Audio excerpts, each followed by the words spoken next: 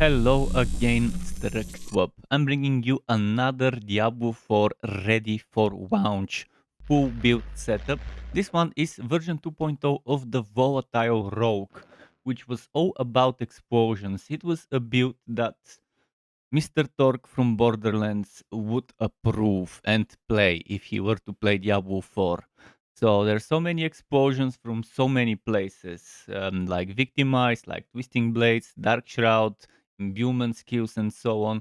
Overall, I really like the idea of the volatile build when I made it before the beta weekends, and the natural evolution of the build after I have more information after I played the game is interesting. You see that some skills I'm taking only as one pointers, while others I'm maxing out. You see I'm taking more passives. And since this is a full build, there will be information about paragons, about the gems in the gear that I recommend taking, about gear rows that I would recommend taking, and all the legendary aspects, including some I didn't know of before. So I hope you enjoyed this, including even the unique item that I would recommend for this build. I hope you really enjoyed this setup. Buckle up, Struck up, and let's go. I like starting with the skill tree. The skill tree seems like a good starting point. Like, okay, I want to pick this playstyle. I will stick to that playstyle. Let's adjust my items around it. Well, in this case, I'm starting with the skills, but when I actually made the build, I was thinking of okay, let's figure out what unique item I want to use to make a build for first. So for a build like that, puncture, I'm sticking to puncture. I really loved in the beta blank puncture, but I'm keeping it as a single pointer. It's very good source of energy for us. It's also a nice way to apply certain things, such as slowing. And we also have slowing from Caltrop, so you don't need to worry about the slowing from here as much. But there will be crowd controlled enemies all the time. There will be vulnerable enemies all the time, not just from puncture. But puncture is a very good source to apply vulnerable. So keep that in mind. Next, we have Twisting Blades maxed out. This one was just a single point. This one is maxed out. Enhancing and advanced twisting blades. Siphoning strikes could work well with that build, but I thought let's save some points and let's put them where it really matters. I also didn't take this one or that one. I thought it would be okay. I mean, some of you might consider taking the damage reduction, but you'd have to sacrifice some of the damaging passives. Caltrops, a great one pointer for any build. Slowing the enemies. It was for quite a while. Sure, the enemies need to be inside it, but since you're a close range build, you can try and stay around it so that the enemies would be there. So only range enemies would give you some trouble here and there, especially considering we didn't take much mobility with this build. So the enemies take increased damage from you for each second they are in caltrops. Again, more reasons to keep them in there. And then this one I always liked. You get crit chance against enemies inside caltrops, double this amount against vulnerable enemies. And then we have methodical caltrops, which I didn't pick, but you might want to consider messing around with that, although I would still prefer this one. Then Rugged I didn't take. Weapon Mastery I maxed out. It's another skill that I like maxing out on any build I play. Concussive. Concussive I did not include for this build. I don't think we have enough knockdown and knockback to consider taking this, which means we don't take this one either. And and I didn't think it's worth taking rapid gambits either. Dark Shroud, another great skill as a one pointer, and you would see why we need this skill later in the gear segment, in the legendary aspect segment, because this is one of our sources for explosions, for deep extra sight DPS. So 1 point enhanced and then countering. Countering is lovely.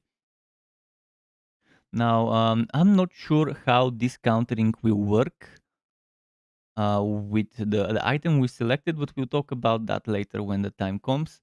Now, exploit, lovely to max out. Malice, lovely to max out. Agile, I like maxing this out because of our unique item. We have dodge chance from the unique item and the dodge chance from this one. They will stack together nicely. I didn't put points here. Of course, we don't have stealth. And I debated which imbuement to take. And I decided 1 point into shadow imbuement is more than enough. And I think shadow is a good synergy for this build because we are getting various other ways of getting shadow damage. For example, our dark shrouds will explode for shadow damage, so keep that in mind. So enhancing and taking the mixed shadow imbuement, I think the mixed one is better for this build. We already have plenty of ways to make enemies vulnerable. We'd rather take this extra damage than another way to make enemies vulnerable from it. Precision imbuement maxed out, obviously. Shadow crash. I thought 1 second is enough. 1 second for the stun, enough for us. I really wanted to spend that point on something else, and I did eventually. So consuming shadows, maxed out, and moving on to Death Trap with the 2 upgrades, and then Innervation. Maxed out, Second Wind maxed out, Alchemist Fortune definitely maxed out. We need that one. And then no points in those here. And then we went to Trap Mastery. Keep in mind, in this table you're seeing, in this spreadsheet, I've only listed the active skills I took, but I've listed all the passives, so I'm showing you in case you wanna wanna experiment and remove some things from here and there. Trap Mastery maxed out. It's lovely synergy, and Aftermath. It's not a must-have, but I think it's amazing to have it, especially if it's maxed out at 75 energy every time you use the ultimate. And the key passive, I kept the same one I used in the version 1.0 Volatile, which is the Victimize. And I think it synergizes again with all those extra explosions nicely with that Volatile concept. The next thing we'll talk about is the unique item. And as I mentioned, it has dodge chance. And we have dodge chance in a passive, 9% of it, stacking with this 3.1 to 7.3, depending on how good of a roll you get. This also gives the shadow damage again, synergizes well with the build and the damage to elites. And it's a chunky bit of damage to elites. And what some of the loading screens in Diablo 4 mention is that bosses also counts as elites. So anything that mentions elites is also mentioning bosses. Anything that mentions bosses only counts for bosses. So damage to trapped enemies is great. So obviously we would want to stack some more of this. Caltrops is a trap and it's got a lovely spam ability. Then unless it hits a boss player, a boss or player, Death Trap will continue to rearm itself until it kills an enemy. However, Death Trap's cooldown is increased by 15 to 30%. Obviously, you would wanna go for the low roll there. Decent item. Needless to say, perfect synergy with this build in many ways. Now, let's talk about the legendary aspects. As you can see, I've included a lot of green here, a lot of green, and we have one of the greens will be temporary. One of the defensive ones, the one that goes in the pants, will have to be sacrificed. So I have included three defensive aspects. As you can see, we have things like aspect of cruel sustenance, and then we have aspect of siphon protection. Explosions from the victimized key passive, which is the one we're using, heal you for life each second, for each damaged enemy up to maximum of 3 times this one. This is in the formula. It was the same number, but times 3.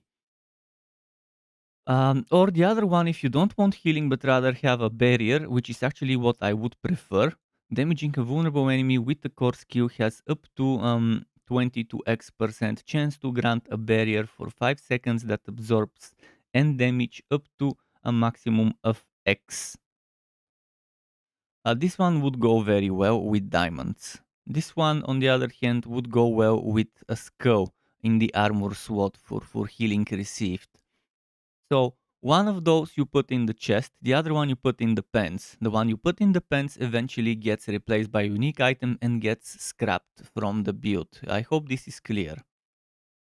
In shrouding aspect, I would not recommend scrapping, so just put it in the helmet or wherever, as long as it's in a defensive slot like the chest. Just don't put it in the amulet.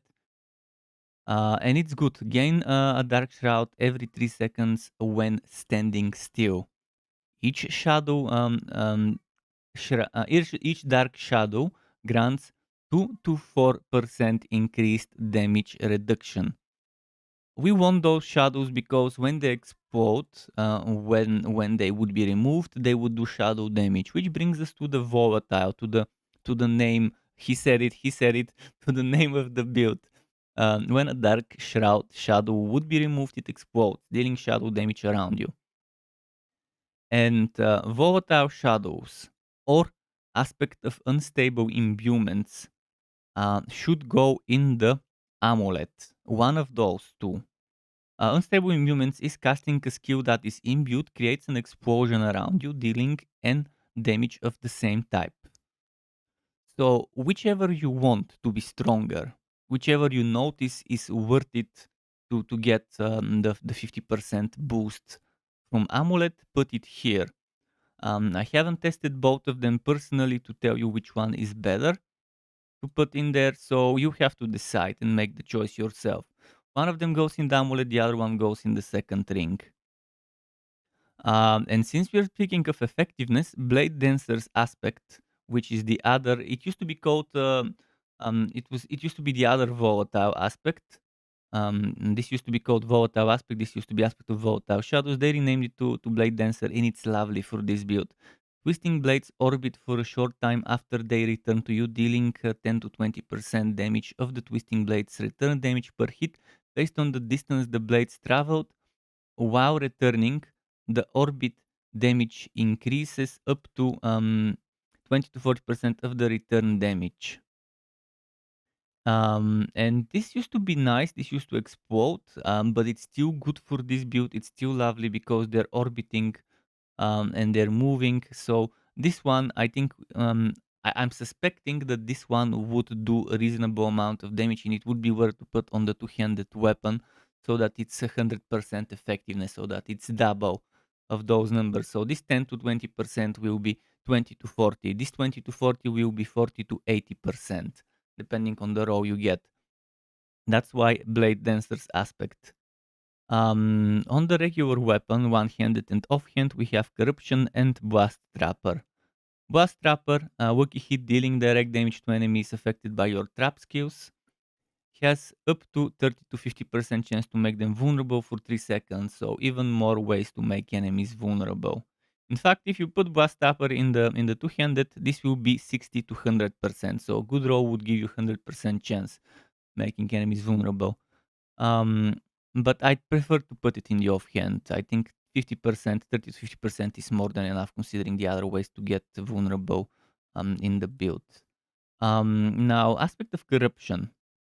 It's a lovely one. Your imbuements have 20 to 30% multiplicative increased potency against vulnerable enemies. Another thing that you might want to consider putting in the two-handed slot if you don't like Blade Dancer, if you think it's not worth putting there. And the remaining one aspect, actually three aspects, the one remaining offensive though, is the vengeful aspect, which is good. Worky hit making an enemy vulnerable has up to a 30 to 50% chance to grant you +3 increased crit strike chance for 3 seconds up to 9. Again, if you put this on the two-handed weapon, this will be 60 to 100% chance. But I think it's fine the way it is. If the crit chance would increase, I would consider recommending, but I think it's better to stay where it is in the gloves. And the last pieces of the puzzle would be Ravenous and Exploiter. Ravenous is nice. Killing a vulnerable enemy grants you X multiplicative increased energy regeneration for 4 seconds. And then you have Exploiter. You have plus 20% increased crowd control duration, which is not why we're taking this. We're taking this for the next deal. 20 to 50% multiplicative increased damage to unstoppable enemies. Bosses, for the majority of a boss fight, will be in an unstoppable state. And so would be some of the elites out there. So I think it's a good increase of the damage to know, okay, they might not be stunnable or whatever, but we'd rather get some extra damage while they're unstoppable. If you don't like this and this, you can go Shared Misery instead of Exploiter and Umbro instead of Ravenous. I wouldn't take Umbro without Shared Misery, so you can consider that option. Now, regarding the gems, I always like a full diamonds build on the majority of builds I've tried. It fits in this one, it also fits. I've shortlisted total 5 gems, I think out of 7 or 8 that could work well with the build. So you have to pick based on your preference. For example, for the weapon, I would recommend either a diamond for ultimate skill damage for Death Trap, a very good synergy, Skull for life on kill, Sapphire for critical strike damage to crowd controlled enemies, and we have a lot of crowd controlled enemies around us, especially the little ones, or an Emerald, which is critical strike damage to vulnerable. The Ruby's overpower damage doesn't work well with this setup, as far as I can foresee. For Armor Diamond, great barrier generation if you keep Siphon Protection as the permanent one and don't sacrifice it. While you have Siphon Protection, barrier generation is a great fit. Skull, a great fit as I mentioned with Crow Sustenance. Crow Sustenance, great fit with the Skull to increase the healing received. And the other thing that could work well is the Ruby with maximum life. Always good option. For jewelry, diamond is what I would suggest for all resistances, but that is a big but if you need certain resistance more than all resistance. Let's say you have all resistances capped except poison. Obviously, putting an emerald in a jewelry won't be a bad thing. The same goes for any other resistance. Let's say all the other resistances are fixed, or you have plenty of all resistance, but you'd rather have a little bit more because all resistance is 5%. A certain resistance is 14.3. This is at chipped. This is at stage 2 out of 5 stages or 6 stages of gems. Obviously, this number will grow, but just to give you an idea, a resistance specific type gem would give you almost 3 times the amount all resistance diamond would give you. So keep that in mind. Gear rows might be the part that is very confusing to people because there's just so many. Just to give you an idea of how many there are, that's not all of them, but that's the majority of them, 272 different ones. And I've shortlisted a big list, and the white ones are ones with a higher priority, but it's not to say that this one is higher priority than that one or that one or that one. It's not to say that this one is higher priority than that one and so on. But all of those white ones I would take with bigger priority than the blue ones. You can check my spreadsheet for this list, but I'll quickly mention what you're looking for. You're looking for any damage, crit strike chance bonuses, lucky chance bonuses that affect shadow damage, damage to elites, trapped enemies, vulnerable enemies, crowd controlled enemies. So whether it's a damage reduction, crit strike chance, crit strike damage to shadow, to shadow damage, or to enemies affected by your traps, or enemies affected by shadow damage over time. Although I don't think you do overtime, you do regular. Um, to vulnerable enemies, to crowd controlled enemies, or to elites. So you're looking for the keywords here are crit strike chance, crit strike damage, um, and damage reduction. Other keywords are vulnerable, trapped or affected by your traps, elites, and crowd controlled. Now there's other good things or damage while you are healthy, damage to healthy enemies, damage to injured enemies, damage to close enemies. Other very good ones is core skills. Very good attack. Core skills. There's also damage to your traps, damage to your core skills, crit strike chance, and so on. So hopefully this is clear. Also wacky hit chance, very important for this. You can see we have 1, 2, 3 just from the aspects. So more wacky hit chance is great for this build. I hope this is clear enough regarding the stats. Again, the list is on the spreadsheet. There will be link in the description. I also post them on the comments section. Now go grab some popcorn because we're going to the long section of the video, which is the Paragon boards. Just to make it easier for people, I think what the setup would look like if you were level 94 and had 0 Paragon points from Renown. And then I've included a setup like the evolved version of it, of what it would look like if you had spent all your points, 20 Renown extra points and all 100 levels of the Rogue. Let's start with the basic version so you can see which way I took. I made that last night on stream. Some of you might have seen me do that. So we start from here, we move on there, the starting node, taking the damage rather than the resistance. And then we're moving on to this glyph socket where I decided to put something called closer. For every 5 dex purchased within range, cutthroat skills deal increased damage. And if you want that extra bonus, which is while wielding a melee weapon, you take 10% reduced damage. I didn't want it because that would have involved putting points just so I can get that 40 dex. It would have involved putting points to get that 10 dex here and 10 more dex from those two. So that's 5 points I didn't feel needed to take. So I moved on. I took this damage on the way. I took this damage on the way. And next we link it to the Deadly Ambush, which is you deal 22.5 multiplicative increase crit strike damage to enemies affected by your trap skills. On the way, I took trap skill damage, plus damage to enemies affected by trap skills. Then trap skill damage 3 times, damage to enemies affected by traps 2 times.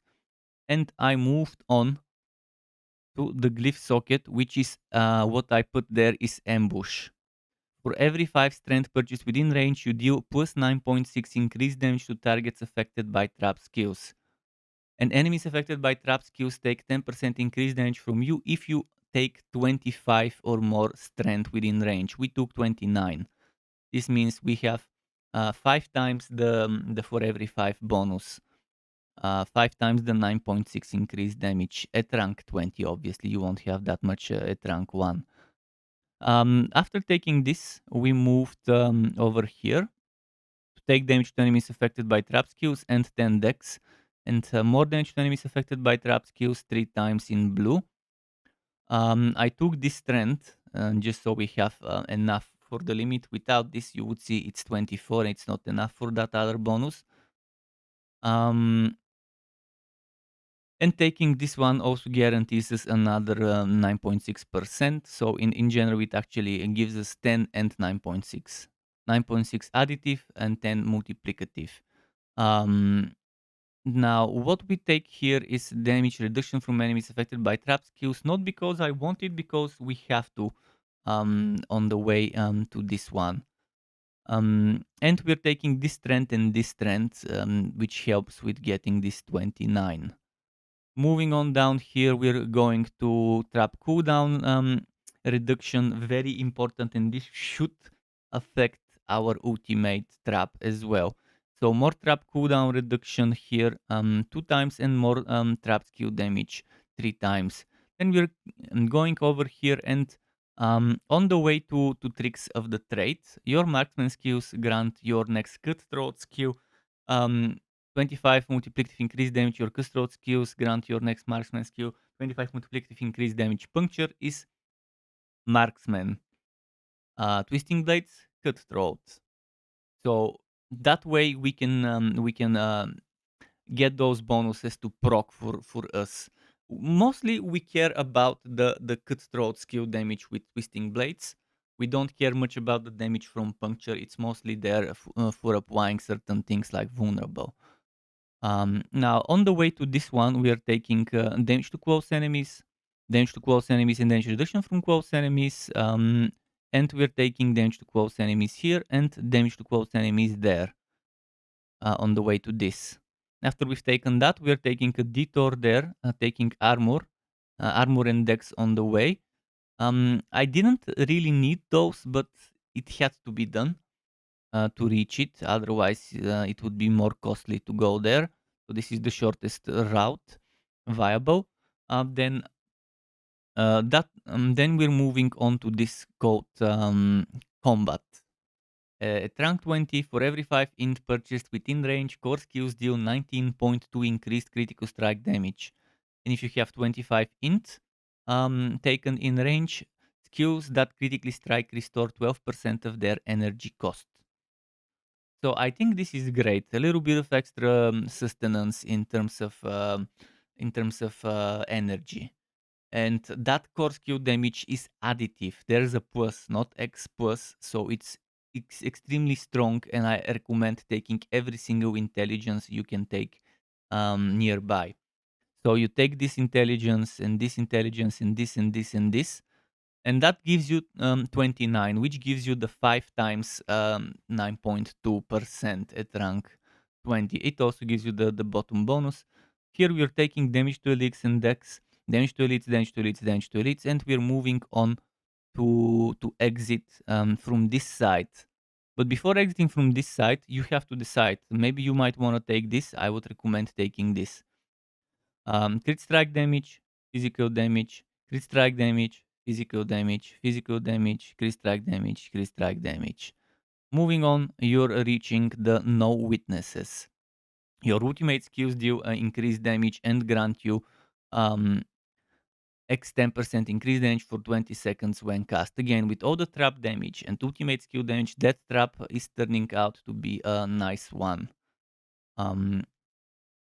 So on the way to this, you can take that one, damage to healthy enemies, crit strike damage, damage to healthy, damage to healthy, and crit strike damage. If you think you don't need this one, you can remove it and save a point. The same goes for this one. Those 2 points, but I think it's lovely to have it where it's additive, it's not multiplicative from the looks of it. And while enemies are healthy, it's good to have that starting big burst of damage. So you have to decide, do you take this one first or that one first? I personally think taking this one first is not a bad choice. It's up to you. So if you take that one first, obviously this is the way you're taking this damage, then damage and intelligence, then damage. And then you need more intelligence, you'll see in a moment why. So you're taking this int, damage, strength, dex, and then this int here, and then HP, strength, and dex and life. I mean, this one is not a must-have, so you could completely remove those points, but you're taking 9.6 and 5% life additive, and you're taking 7 strength and 10 dex. If you think you're fine without it, you can save 3 points from here. In fact, you can save 4 points if you remove this dex as well. Here we have for every 5 int purchase within range, you deal 14.4% increase range to crowd controlled enemies. That's why all the int we've taken. And then additional bonus, if you have 25 or more int, we have 29 with this setup, you deal 10% increased damage to sword or shield enemies, or 20% increased damage to stunned or frozen enemies. And there are ways in this build to actually stun enemies, which works well.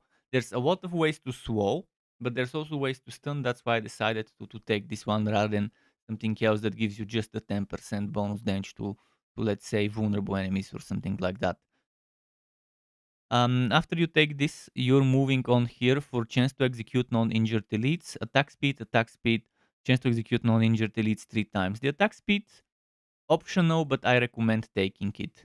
And at this point, you would be level 94 with 0 renown spent. You can get to this point By the time you're level 94, you would already have a lot of renown. So you would probably at this point be actually level 80 something. This is what around level 80 something with the renown paragons your setup will look like. The remaining points we put into this board. Exploit weakness. And I yesterday I decided that the points I would spend to reach this one are not worth it, considering what I can get in here. In here, I can get as much strength as possible. And for every 5 strength in here, I'm getting plus 9.6 increased damage to vulnerable enemies. This one gives me up to 15% multiplicative damage to vulnerable enemies. And in order to take this one, I have to remove a lot of stuff from here. So taking all the strength we could in this board is the better choice. What you're doing here, first you're focusing on getting this one. Then you're going down here, damage to vulnerable enemies, dex, strength, damage to vulnerable enemies. You're taking this int and you need to take this strength, and that strength. This puts you at 34 out of 25 strength. If you want more damage to vulnerable enemies, as I mentioned, there are things you could sacrifice in multiple places, such as, where was it? There was this damage to healthy enemies that you could sacrifice. Um, I think it was over here, those two damage to healthy enemies. You could sacrifice, and you could even sacrifice 1, 2 here. Um, and that should be enough to get 5 points. And with those 5 points, you can go 1, 2, 3. So you actually don't even need, you need only 3 points to sacrifice if you want to get 5 more strength, which would give you even another 9.6 increased damage to vulnerable enemies. But I think the damage to healthy enemies is worth it, and I think the other things I've done are worth it. You can see if there's any other places where I did feeling. Also, you could sacrifice the attack speed, but again, doesn't seem like it's worth it. So yeah, this there will be links in my spreadsheet for both of those if you need them. To get notified when I upload more content like this one or other builds and guides for Wooter and not so Wooter games, you can subscribe to my channel and hit that bell button to not miss out on notifications. As well as keep in mind there's something called memberships on YouTube, which lets you be a paying member for my channel to get access to perks such as emotes and badges made by me, as well as the option to get one-on-one tutoring for the very basics of Adobe Photoshop, Premiere and After Effects. And memberships can be cancelled at any time if you no longer want to be a member. Thanks for watching all the way until the end, Struck Web. Keep it cool until next time, and goodbye.